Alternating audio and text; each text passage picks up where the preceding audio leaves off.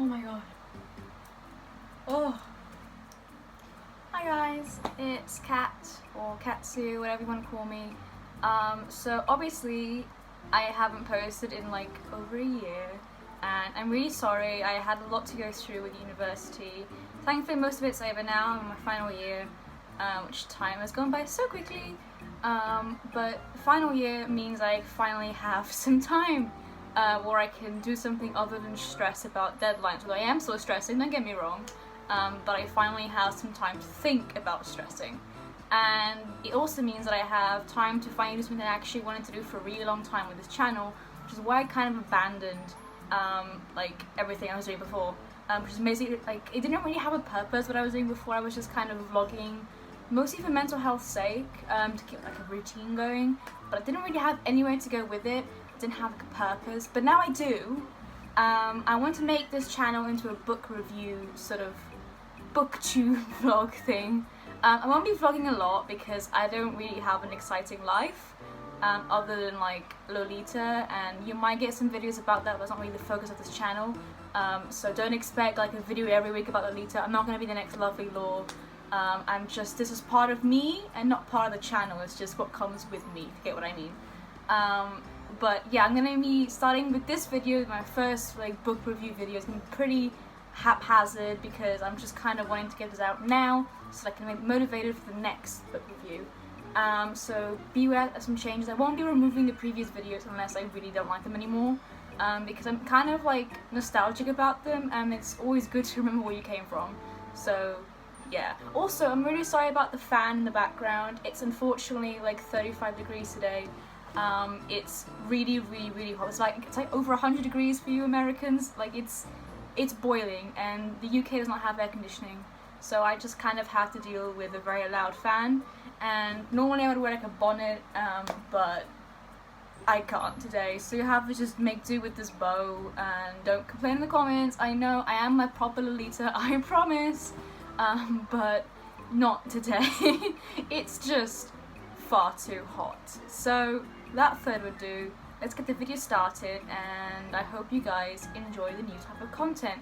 If you have any suggestions, just drop in the comments. Any questions about anything, drop them below, and in the next video I'll answer them, even directly through comments. Like, I'm pretty chill about these kind of things. Expect some collabs with other Lolitas and stuff, and other booktube people in the future, because I really want to do those. So yeah, I hope you guys enjoy.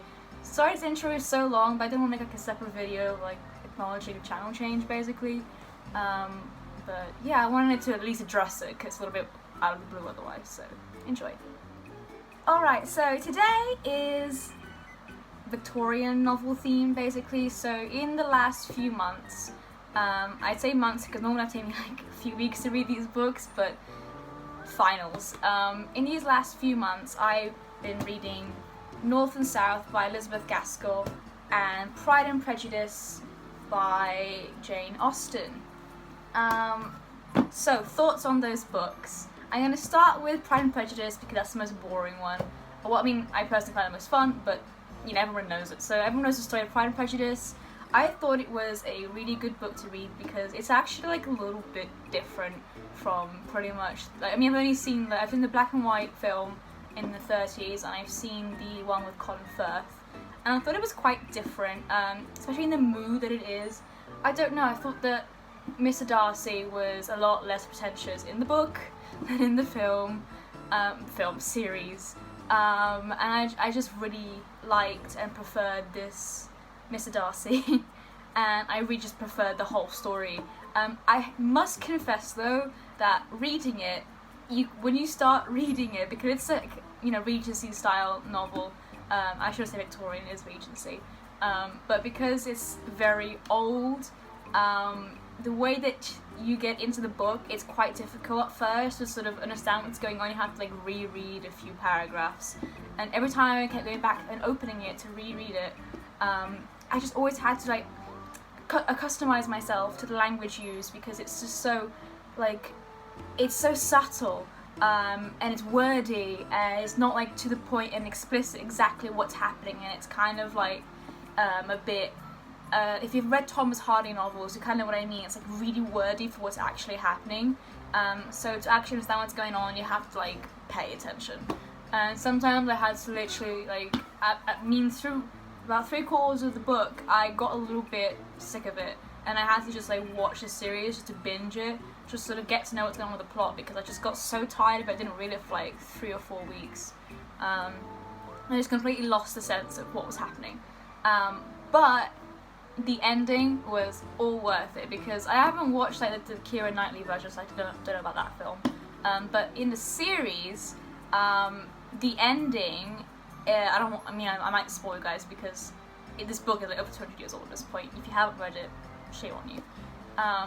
But the series ends with just like a marriage, and that's it, bye.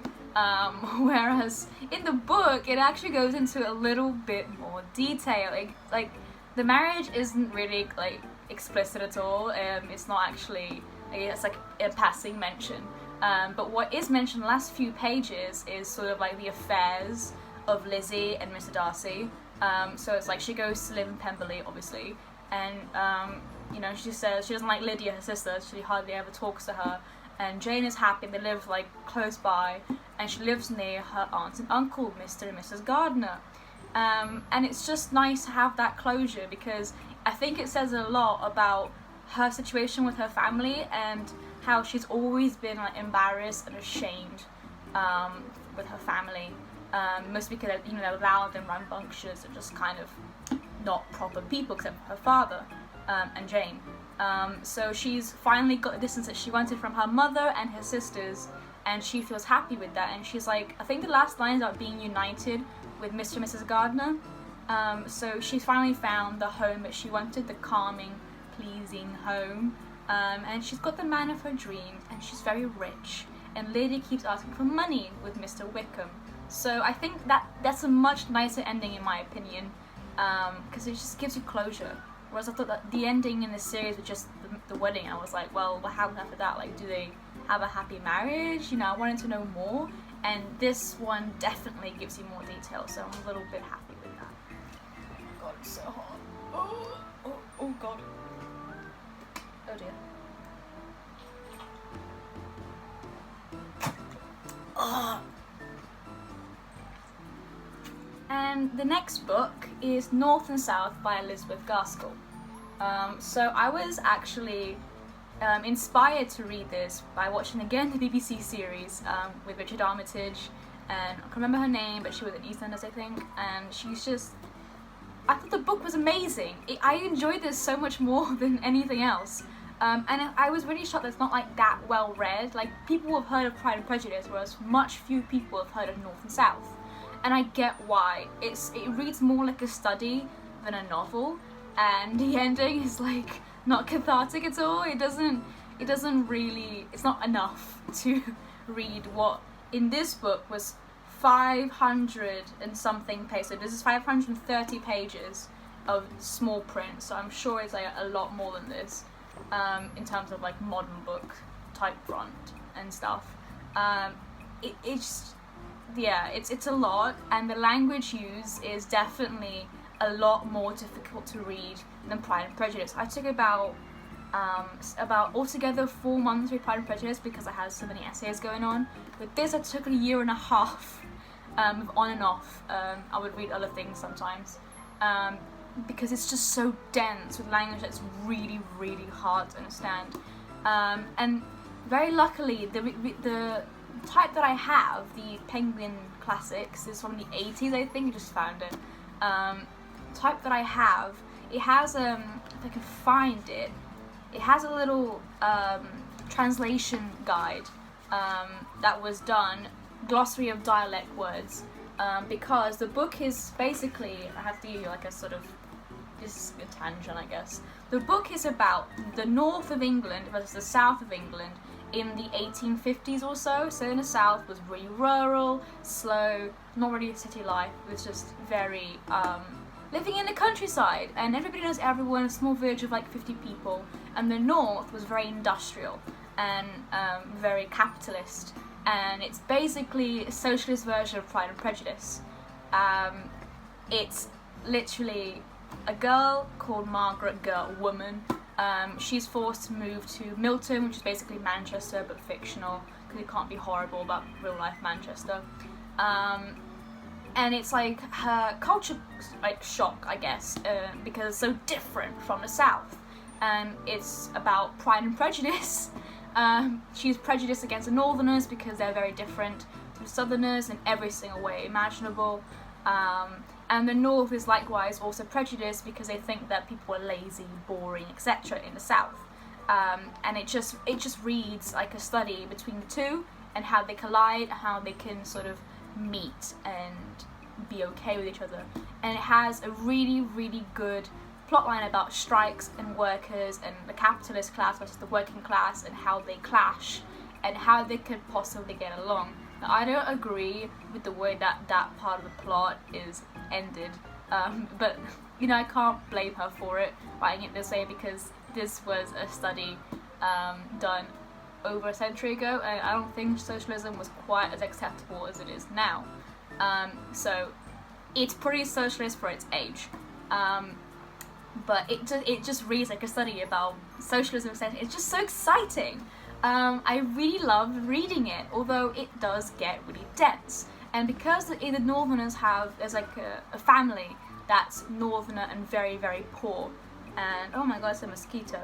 And oh gosh, sorry. And they speak Northern dialect of the 1850s, which is, when written down, absolutely impossible for a modern reader to understand. Now, I'm a Midlander, I have plenty of Northerner friends, so when I started reading this, I thought, oh, it's going to improve and I'll be able to understand it. I mean, I know plenty of Scousers and Scottish people, so I thought it won't be too hard, but when written down, it is really hard to understand, and they have slang that I've never heard before. So that little glossary really helped. It also helped, like, literally read them out loud. Because then you can finally understand what they're trying to say, because it's like basically written as if you were pronouncing it, writing as if you're like that's the word, phonetically. So rather than being written as words, it's phonetics, and it's really hard. But it's a really interesting layer to add, and do you know what, it's just so amazing. But yeah, like I said, it's really hard to understand. Even like the posh parts are just so subtle, and it's like Pride and Prejudice, you don't say something outright. Like if you're trying to insult somebody, you do it in a roundabout way. So sometimes I would read like an entire 2 pages in one go, and then something would happen. I'd be like, how did it get to that point? I'd have to just reread, like having missed a line, or like a reader in the 1850s might understand, whereas I just don't, because I'm not a reader in the 1850s. But yeah, it was pretty good. Very long, not succinct. I feel like today it would probably be cut down from like 530 pages to maybe 200 pages, because the romance in this, it is a romance book, hard to believe. The romance is pretty much non-existent. There's constant pining and misunderstandings, and it all leads up to 3 bloody pages at the end where they finally get together, like literally the very end, 3 pages. And it's so quick, if you blink and you'll miss it. But it's good. You know what? It's the happy ending, and I liked it. I wish there was more, like in Pride and Prejudice. But alas, you know, it's fine. But yeah, I thought it was amazing. And I don't like to give scores for book reviews. I think it's just not, like, you can't portray a review in numbers, I don't think. But I thought this was by far, out of Pride and Prejudice and North and South, this one was by far the most enjoyable, but you also have to put in so much effort to read it. And I'd recommend taking notes of the plot so you know what's happened. And if you don't understand what's happening, read and reread again. Use the glossary. Go online sometimes. I think there's like summaries online to try and kind of find out what's happening, because sometimes I was like, oof. And there are huge plot differences from the series. I was really shocked at the ending with Mr. Bell, completely different. I almost cried at the ending in the book about Mr. Bell, because he just dies. Like, he's gone. Whereas in the series, he just goes to South America. He's like, I'm gonna take a holiday, bye. And you're like, oh, okay, bye then. But no, he just straight up dies, which is okay, because it leaves Margaret Harris? I don't know how to pronounce that. but that was a shock. And a lot of the plot points in the very beginning are non-existent in the series. The whole like 5 chapters about finding a house in Milton are not a thing in the series, probably because you don't need it. But you do miss in the series the very first encounter with Mr. Thornton, which is in the book he's just like there when they meet in the hotel or something.